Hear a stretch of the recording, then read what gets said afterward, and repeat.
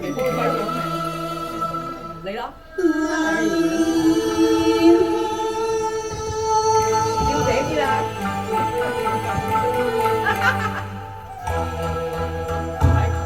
你為乜係說你咁偷啫？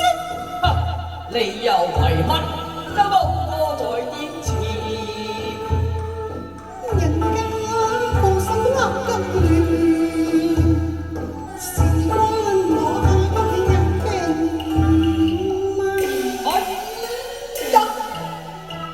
我未就我都未沾唇，你居然先嚟一碗貓面。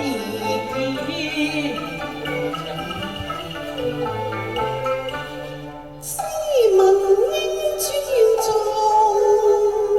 點菜至為先。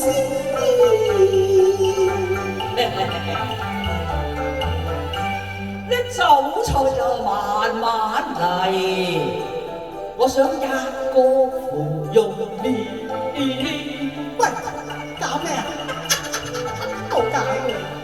你鬧就隨便鬧，我係要摸你一摸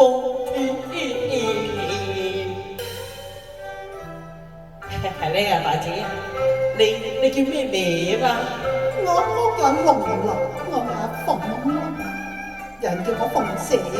哦，原來你叫鳳姐啊！個名改得真係甜咯，真係甜，即係聽你叫做鳳姐咩？學係啊甜，可惜個店名咧就欠自然，風雨龍盤配真係笑話，應該話我見好亂。今日龍鳳天，擺下龍鳳天，我哋兩家只係龍鳳波，配得好啱線嘅。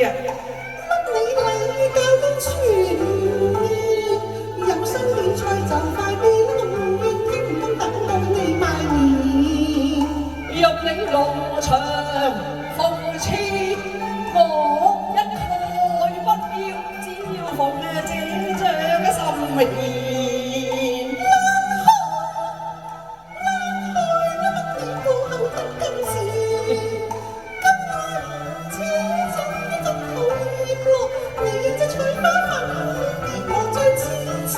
我對其鳳萬里緣牽一線，我做到當今帝主正係龍，你就會飛上天啦。何必疑心瞞騙？你家陣放係啊，都係快咗啲。有憑據㗎嘛，當今無人在目前。